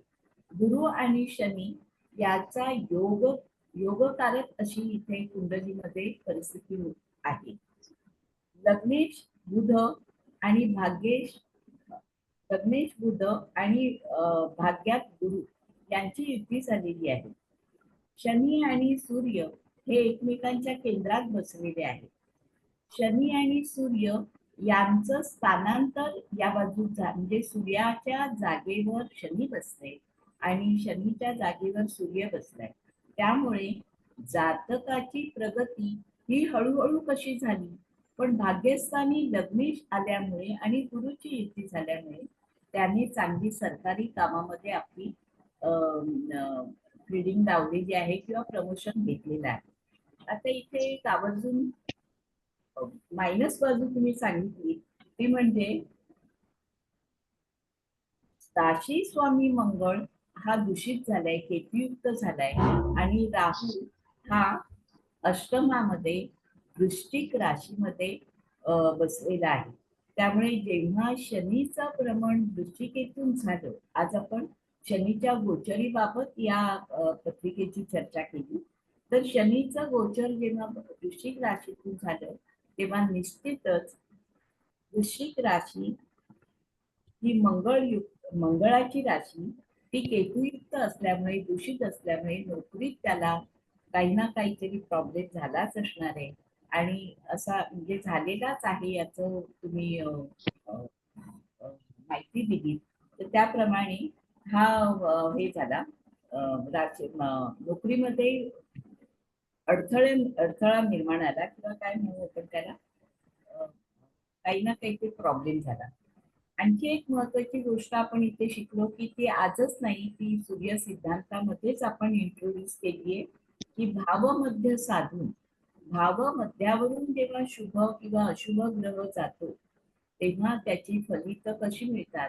आता इथे मकर राशी आणि कर्क राशी या दोन्ही राशी डबल झाल्यामुळे, त्याचं रिपिटेशन झाल्यामुळे त्या भावामधून जेव्हा एखादा शुभ किंवा अशुभ ग्रह जाईल तेव्हा तो त्या पॉइंटवर त्या भावमध्यावरून जाताना आपल्याला शुभ किंवा अशुभ ग्रहाचा परिणाम मिळेल. जर त्या भावामध्ये एखादा ग्रह ऑलरेडी प्रस्थापित झालेला असेल तेव्हा तो ग्रह ज्या अंशावर असेल तिथे सुद्धा तो आपल्याला फलित देईल. म्हणजे इथे भावमध्य आणि ग्रह ज्या अंशावर आहे त्या ठिकाणी तो आपल्याला परिणाम देईल. याविषयी खूप चांगली माहिती आपण चांगल्या पद्धतीने जी आपल्या लक्षात राहील आणि फलिताच्या दृष्टीने लक्षात ठेवली पाहिजे असा हा आजच्या लेक्चर मधला अतिशय महत्वाचा मुद्दा मी अंडरलाईन करीन की आपल्याला हे सरांनी हे केलं. त्याशिवाय शनी हा लग्नात बसलेला आहे, त्याच्यापेक्षा त्याला 6वं आणि 10वं स्थान हे प्रिय आहे, त्यामुळे व्ययस्थान त्याला आवडीचं नाही. ही माहिती आपण परत नव्याने घेतली. 4 अंशाचं लग्न आणि 4 अंशाचा शनी, तेव्हा या 4 अंशावरून जाताना प्रत्येक ग्रह काही ना काहीतरी फळ देईल, याची सुद्धा आज रिव्हिजन झाली. तर अशा पद्धतीने राशी स्वामी हा दूषित होणं, राहू हा वृश्चिकेमध्ये येणं, शनी हा लग्नात बसणं, सूर्य दशमात बसणं, लग्नाधिपती आणि भाग्याधिपती एकत्र येणं, या सगळ्या गोष्टी कुंडलीला कसा उठाव देतात, कसे परिणाम साधतात, या सगळ्या गोष्टीची खूप चांगली माहिती आज आपल्याला या लेक्चरमध्ये मिळाली. सगळ्या विद्यार्थ्यांचा वाढणारा सहभाग. पाणी जास्त गेलं का बाहेर? थोडं असेल ना. रिमूव्ह करा. कोण आहे? बोला मॅडम. माईक बंद करा. सगळ्या विद्यार्थ्यांच्या अभिप्रायाबाबत आणि प्रश्न विचारण्याबाबत वाढणारा सहभाग, आलेले नवीन विद्यार्थ्यांनी पण आपली मतं देणं आणि आपल्याला काय कळलं हे सांगणं, या गोष्टी खरोखरच लेक्चरचं फलित आपल्याला देत असतात. तेव्हा सर, तुमच्या खूपच उद्बोधक अशा लेक्चर बद्दल मी सगळ्या माझ्या मैत्रिणींकडून आपले आभार मानते. धन्यवाद सर. धन्यवाद मॅडम, धन्यवाद. आता मॅडम तुम्ही, कुबल मॅडम तुम्ही बर, आता काय समारोप करू बाबा. फक्त आता आभार मानते. मॅडमनी खूपच डिटेल मध्ये आज सगळं काही सांगितलंय. तर सर, सगळ्यात पहिल्यांदा तुम्हाला नमस्कार. मुकेश भाऊ, तुम्हाला पण नमस्कार. आणि हळदणकर मॅडम, आज तुम्ही अगदी सगळं म्हणजे जसं सरांनी सांगितलं तसं सांगितलं. फक्त मी एकच सांगते, म्हणजे बाकीचं तर सगळं झालं. तो म्हणजे जातक शासनात नोकरीला का असेल, शनी आहे, मिथुन रास आहे म्हणून रेव्हेन्यू डिपार्टमेंट सांगितलं. सूर्य दशम स्थानात म्हणजे तो स्थान बली झाला. त्याच्यानंतर भाग्यात बुध आणि गुरु म्हणजे कर्म धर्माधिपती असा पण योग झालाय. पण म्हणजे त्याला दुःख कुठून आलं असेल तर मंगळ म्हणजे मेष रास आहे, त्याचा स्वामी मंगळ, तो व्ययात केतू बरोबर. शिवाय षष्ठात पण वृश्चिक रास आहे, तिथे पण राहू आहे. म्हणजे जास्तीत जास्त त्याला भावंडांच्या संदर्भात, तुम्ही असं सुरुवातीलाच म्हणालात की भावंडांच्या संदर्भात त्याला म्हणजे हानिकारक घटना झाल्या असतील, तर आता त्या केव्हा झाल्या असतील तर आपण ते भावामध्ये बघून सांगू शकतो, जरी तिथे ग्रह नाहीये तर. मी एवढंच सांगते. आणि मला अजून आज जास्तीत जास्त आपल्या त्या कोण गीता सावंत ना, त्या ताई, ते तुम्ही दोघं जे चर्चा करत होते ना, त्याच्यातनं पण आम्हाला सगळ्यांना भरपूर असं छान शिकायला मिळालं. म्हणून मी त्यांना अशी नेहमी रिक्वेस्ट करते, त्या येतीलच, की तुम्ही अशी चर्चा करत जा. म्हणजे आम्हाला पण, कारण जसं आता हळदणकर मॅडम म्हणाल्या, आम्ही काही शास्त्री वगैरे परीक्षा काही झालेलो नाहीये. म्हणजे केलंय, नाही असं नाही, पण थोडं थोडं, पण शास्त्री वगैरे नाही. पण जेव्हापासून सरांचे क्लासेस ऍक्च्युअली अटेंड करायला लागलो ना, खरं तर तेव्हाच म्हणजे ऍक्च्युअल ज्योतिष काय आहे आम्हाला सर छान कळालं. तर आता मी काही जास्त काही बोलत नाही. आणि सर, तुमचे म्हणजे सगळ्यांच्या तर्फे खूप कोटी कोटी धन्यवाद मानते. आणि नेहमीप्रमाणेच तुम्हाला hats off to you and your divine soul. Huge gratitude, huge gratitude, huge gratitude. आणि ते तुम्ही ते मध्ये काय काहीतरी शब्द वापरला ना त्या गीताताईंशी बोलताना, ते शिकण्याची खरंच आम्हाला पण उत्सुकता आहे. पण खरं प्रत्येक वेळेस सर हे शिकवा, सर ते शिकवा असं म्हणायला चांगलं नाही वाटत, पण जेव्हा जमेल तेव्हा. पण आता आधी तुम्ही कबूल केल्याप्रमाणे पंचपक्ष, त्याची मात्र आम्ही सगळेजण खूप आतुरतेने वाट बघतोय. तर ते तुम्ही लवकरात लवकर सुरू करावं अशी मी सगळ्यांतर्फे सर तुम्हाला ही विनंती पण करते. Thank you, thank you, thank you. बरं, पंचपक्षीचा जो व्याख्यान आहे, मुकेश भाऊ, शनिवारी होताचा तुम्ही क्लास ठेवू नका. ठेवला तर तुम्ही दुपारी ठेवा. संध्याकाळी पंचपक्षीचा क्लास घेऊ आपण, आणि ते प्रास्ताविक व्याख्यान असेल, इंट्रोडक्टरी लेक्चर. तर त्याच्यावरती संपूर्णपणे तोंड ओळख करून देऊ, आणि नंतर आपण रेग्युलर आपला स्लॉट रिकामा झाला की पंचपक्षीचं हे चालू करू. आणि माझा मुखदगत आहे, त्याला काय मला हे लागणार नाही, काही पुस्तक बिस्तकची काही आवश्यकता नाही त्याच्यामध्ये हे. तर एनिवे, आणखी काही कोणाला विचार करायचा असेल तर सांगा. मुकेश भाऊ, व्हॉट अबाउट यू? तुम्ही काय म्हणताय? तर काय आपलातून सगळं तुमचा तुम्ही जो काही देता तो सगळं आपलातूनच असतं. तुम्ही एक एक विषय असं तोंडातून काढून जाता आणि मग ती शिकण्याची इच्छा तयार होते. आता हे सगळं गोंधळ. बरं. काय कुबल वाटून बरोबर की नाही? तुम्ही एक एक एक सगळ्या गोष्टी सूर्य सिद्धांत म्हणजे कुठंच नाही. म्हणजे मला असं सर जेव्हा शिकवतात ना छान शिकवतात, पण असं गुगलवर जाऊन सर्च करण्याची सवय आहे की चला बुवा, पण अजिबात म्हणजे बिलकुल नाही, काहीच लिटरली मिळत तुम्हाला नाही. आणि मिळणारच नाही. सरांनी जे शिकवलंय ते इतकं छान. हा, नाही ना, असं तुमच्या ह्याच्या नाही, पण अजून समजा आपल्याला असं वाटतं ना, पण इतकं तुम्ही शिकवता म्हणजे भावमध्य वगैरे ऐकून होतं आम्ही, पण ते एवढा तंतोतंत, म्हणून तर मी म्हटलं ना, भावमध्य एकदा कळालं ना की मला नाही वाटत ते तशा वगैरे काही लावण्याची तशी आवश्यकता आहे. कारण भावमध्य आपल्याला मिळाला की आपण ते सूर्याचं म्हणजे गोचरीचं भ्रमण, मग तो महिना काढून इव्हन त्या अंशावरती डेट सुद्धा, मग अजून काय पाहिजे? आणि फारच जायचं असेल तर ते होराबिरा बघता येईल ना, म्हणजे त्या होऱ्यात ती गोष्ट. म्हणजे खूप अगदी म्हणजे एवढ्या पटकन आम्हाला इतक्या म्हणजे सुपर सुपर सुपर म्हणून तर म्हणते ना, इतक्या ऍडव्हान्स लेवलला कुठलेही लाखो रुपये खर्च केले असते तरी मला नाही वाटत पैसे वेस्टच गेले असते, पण इथपर्यंत आम्ही पोहोचलो असतो. म्हणूनच मी नेहमी सर म्हणते ना तुम्हाला, हॅट्स ऑफ टू यू. म्हणजे तुम्ही एक सामान्य व्यक्ती नाहीच आहात, आमच्यासाठी तर एंजल्सच नाही, आहात. Thank you I am thank you. नाही आय एम नाही व्हेरी नाही नाही, सिम्पल मग हे मॅन. हे नाही ना, असू द्या. आहे म्यूट झालात तुम्ही म्हणजे मॅडम. हा हा, नाही केलं केलं. तर हे म्हणजे सामान्य लोकांचं लक्षणच नाहीये ना, हे असं खूप कमीच लोकांच्यात हे असतं ना हा गुण. Thank you thank you thank you thank you thank you. Thank you madam. ठीक आहे, सगळ्यांना धन्यवाद. आणि आता सर, महादशेबद्दल मला थोडंसं बोलायचं होतं सर. मी बऱ्याच बोला. वेळेला जेव्हा जातक समोर येतात त्यावेळेला मी क्रॉस चेक करते सर महादशा, पण कुठलीच दशा असं बऱ्याच वेळा झालंय की ती लागू पडली त्या वेळेला. असं फार अगदी क्वचित सर एखाद दुसरी पत्रिका अशी मिळते की ती महादशा आणि तो काळ सगळा एकत्र लागू म्हणजे कनेक्टेड झालाय. असं खूप वेळ. आता जन्मता शुक्राची महादशा असणार काय करणार आहे सर? किंवा अगदी 80व्या वर्षी शुक्राची महादशा असताना काय उपयोग आहे सर? हे जसे विचार तुम्ही दरवेळेला सांगता ते बऱ्याच वेळा मी टॅली करायचा प्रयत्न करते सर, पण ते कुठेही मॅच होत नाहीत. मग अशा वेळेला फक्त गोचरच आपल्याला अप्लाय करावं लागतं आणि ते व्यवस्थित रिझल्ट देतात सर. आणि हे कसं आहे सगळं मॅडम, तुमच्याकडून सर शिकायला मिळालंय सर. इथपर्यंत फक्त पुस्तकी ज्ञान होतं, पण ते वापरायचं कसं हे आम्हाला तुम्ही शिकवलं सर. 42 तऱ्हेच्या त्याबद्दल महादशा आहेत. होय. 42 तऱ्हेच्या महादशा, 42 तऱ्हेचे ग्रह तर नाही आहेत. नाहीये ग्रह होय. तर 42 तऱ्हेच्या महादशा आपण अप्लाय कसा करायचा, तर त्याच्यामध्ये जी अतिशय उत्तम महादशा बऱ्याचशा शोधल्या, आता योगिनी वगैरे सगळे आहेत, तर त्या ह्याच्यामध्ये होय. विश्वोत्तरीमध्ये त्यांनी ना फार चांगलं गणित केलेलं आहे.